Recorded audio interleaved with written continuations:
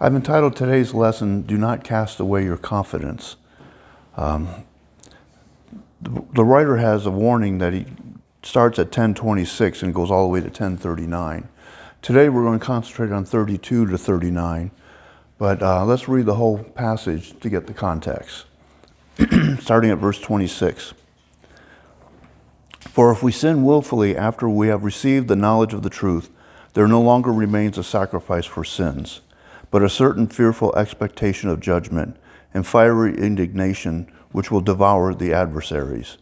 Anyone who has rejected Moses' law dies without mercy on the testimony of 2 or 3 witnesses. Of how much worse punishment do you suppose will he be thought worthy who has trampled the Son of God underfoot, counted the blood of the covenant by which he was sanctified a common thing, and insulted the Spirit of grace? For we know him who said, Vengeance is mine, I will repay, says the Lord. And again, the Lord will judge his people. It is a fearful thing to fall into the hands of the living God. But recall the former days in which, after you were illuminated, you endured a great struggle with sufferings, partly while you were made a spectacle, both by reproaches and tribulations, and partly while you became companions of those who were so treated.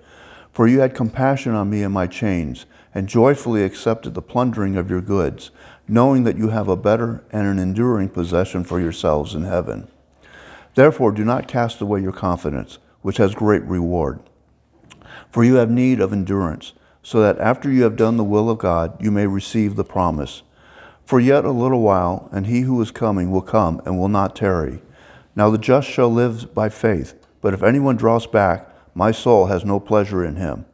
But we are not of those who draw back to perdition, but of those who believe to the saving of the soul. In our study of Hebrews 10:26 to 31, which is the writer's fourth warning to his readers, we found that if we sin willfully, we will face certain judgment. The fact that we will spend eternity in the lake of fire if we sin willfully should motivate us to not sin willfully. We need to provoke our brothers and sisters to love and good works. We need to assemble with our brothers and sisters, and we need to exhort our brothers and sisters to hopefully keep them from sinning willfully. But we also need to be provoked to love and good works by our brothers and sisters, and we need to assemble with our brothers and sisters, and we need to be exhorted by our brothers and sisters, so that hopefully we will be kept from sinning willfully.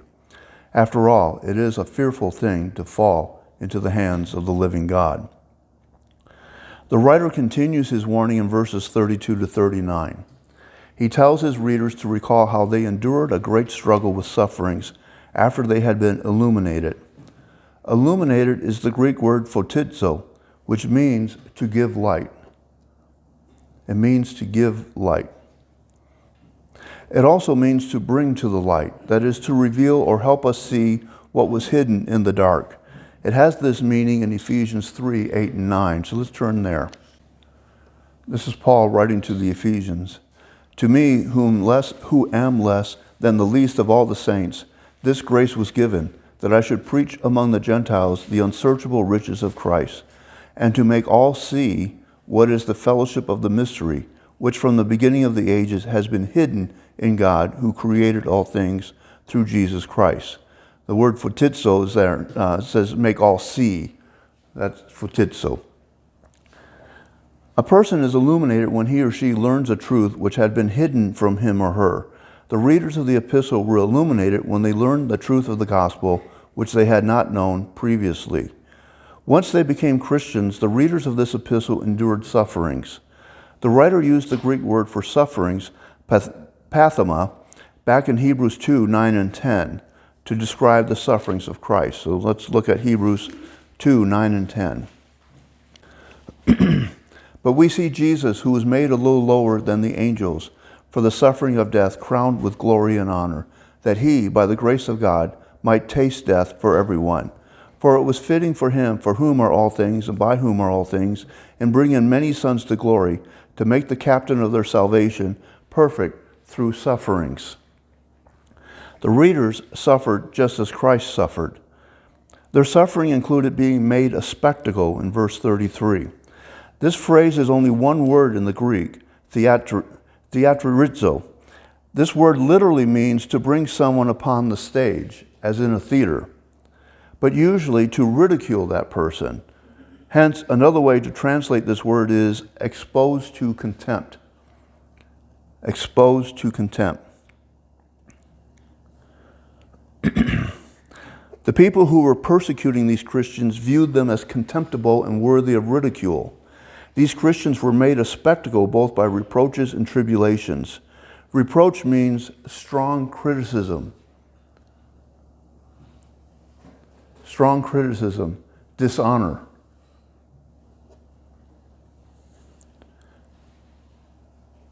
The writer uses this word to describe the reproaches of Christ in Hebrews 11:24 and 26. So let's take a look at that. By faith, Moses, when he was born, was hidden 3 months by his parents because they saw he was a beautiful child and they were not afraid of the king's command. Sorry, that was verse 23. 24. By faith, Moses, when he became of age, refused to be called the son of Pharaoh's daughter, choosing rather to suffer affliction with the people of God than to enjoy the passing pleasures of sin, esteeming the reproach of Christ greater riches than the treasure in Egypt, for he looked to the reward. Also in Hebrews 13:13. Therefore, let us go forth to him outside the camp, bearing his reproach. These Christians suffered dishonor just as Christ suffered dishonor. Tribulation is the Greek word philipsis. Sorry. This word means pressing together, pressure. It means pressing together, pressure.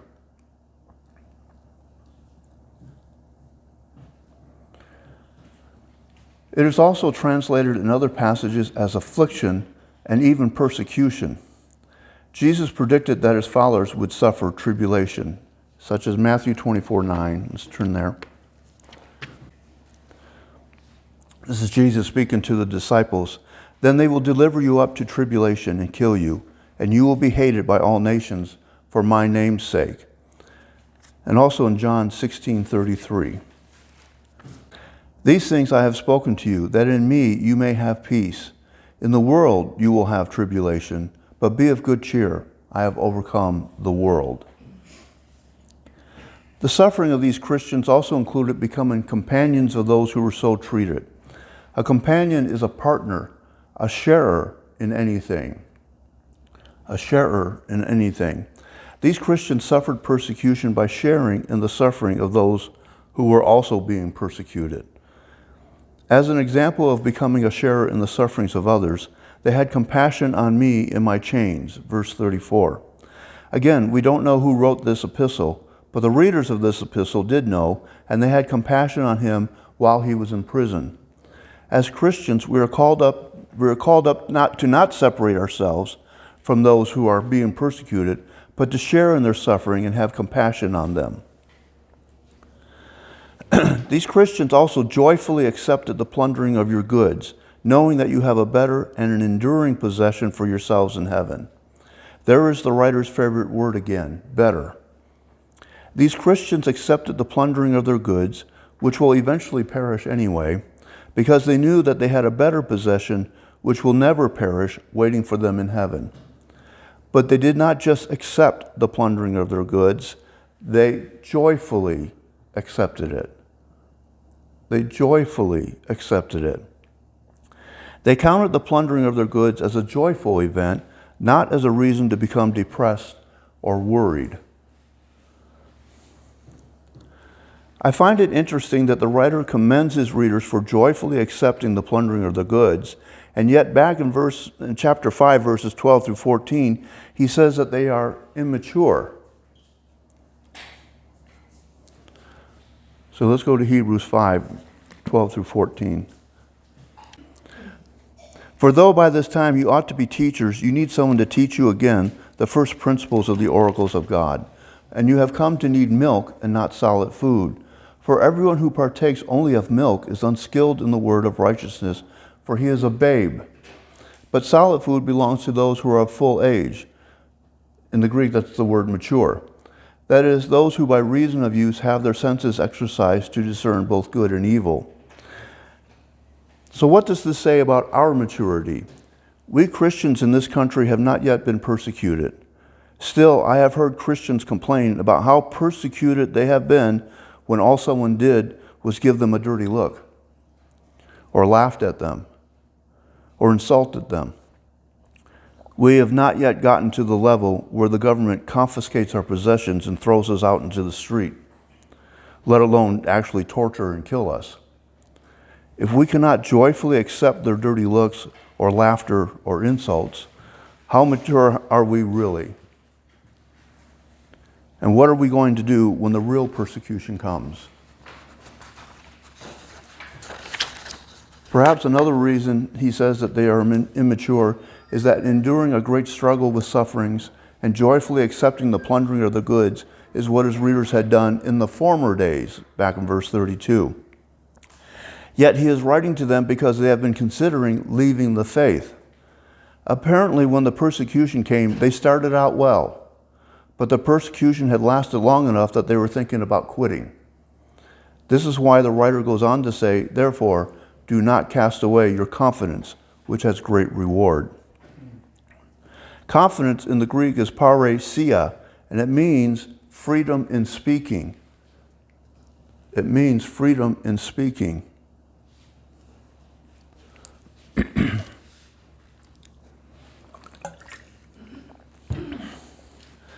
Since it takes confidence to speak freely, it also means that. It also means cheerful courage.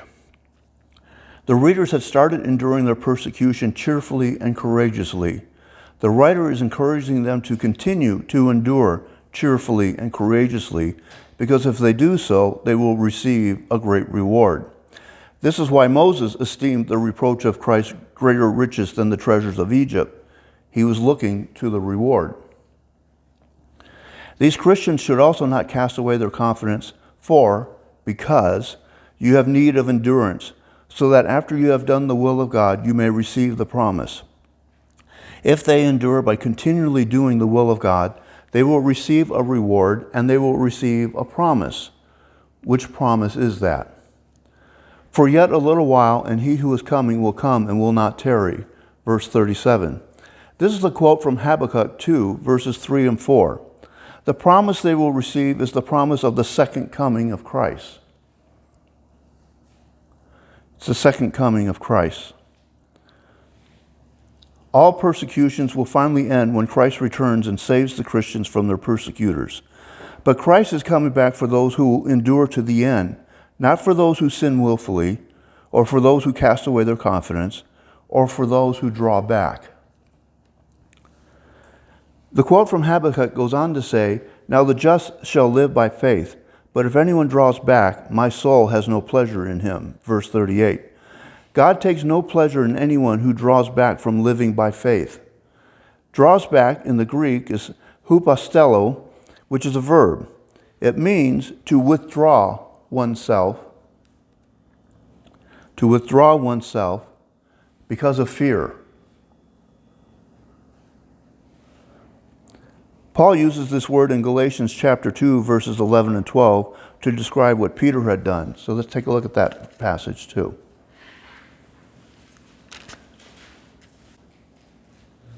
Galatians chapter 2, verses 11 and 12. Now when Peter had come to Antioch, I withstood him to his face, because he was to be blamed.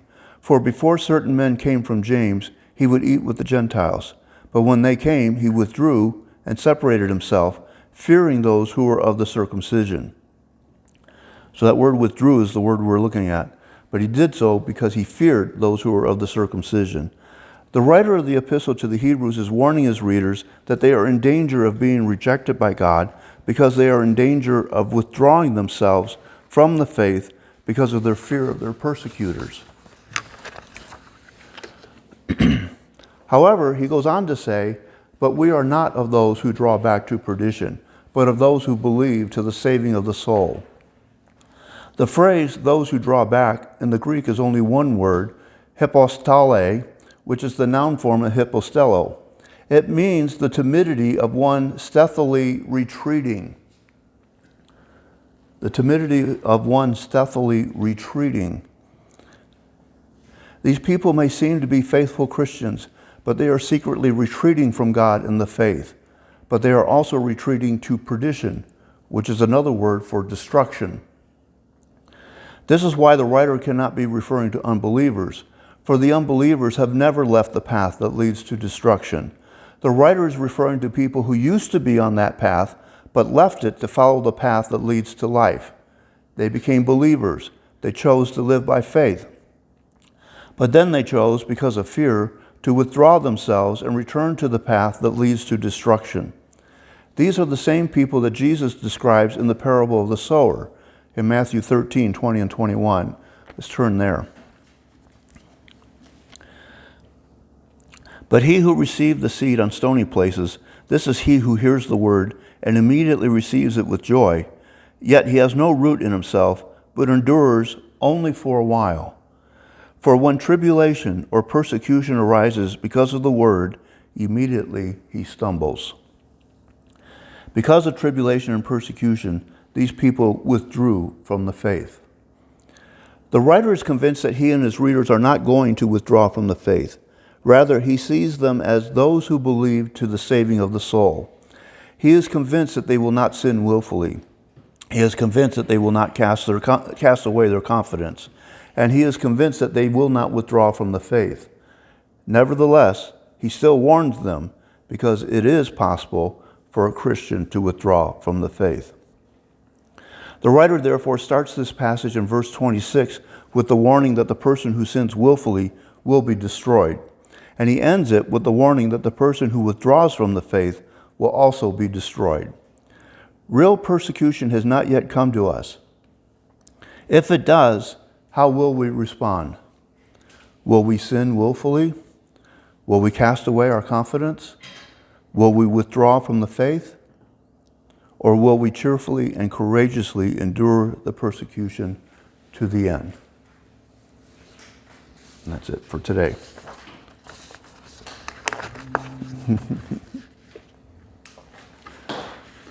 All right, do we need to take a break?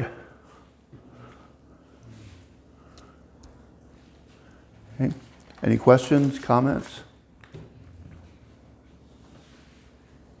I got a comment. Okay. I like how you connected across chapters. And one of the things we've learned in how to study the Bible is where we'll read something at the end of a book, and it's just as relevant to something in the middle of the book or something in the beginning of the book, because it's one letter, so it's all related, and how the end can relate to the middle and the things that we can pull from that. I thought that was a good point. If they're immature and yet they responded a certain way to persecution, then what are we? Again, looking across chapters to pull that point in, that's a good lesson for all of us on how to study the Bible.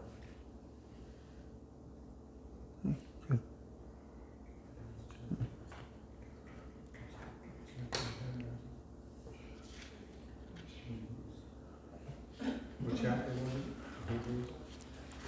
it? The main study was chapter 10. Which one you're referring to? No, okay, chapter 10. Yeah.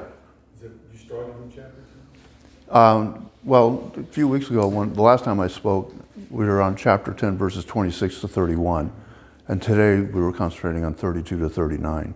Yeah, it sounds just like, when you was reading it, it sounded like Paul's letter. I'm sorry?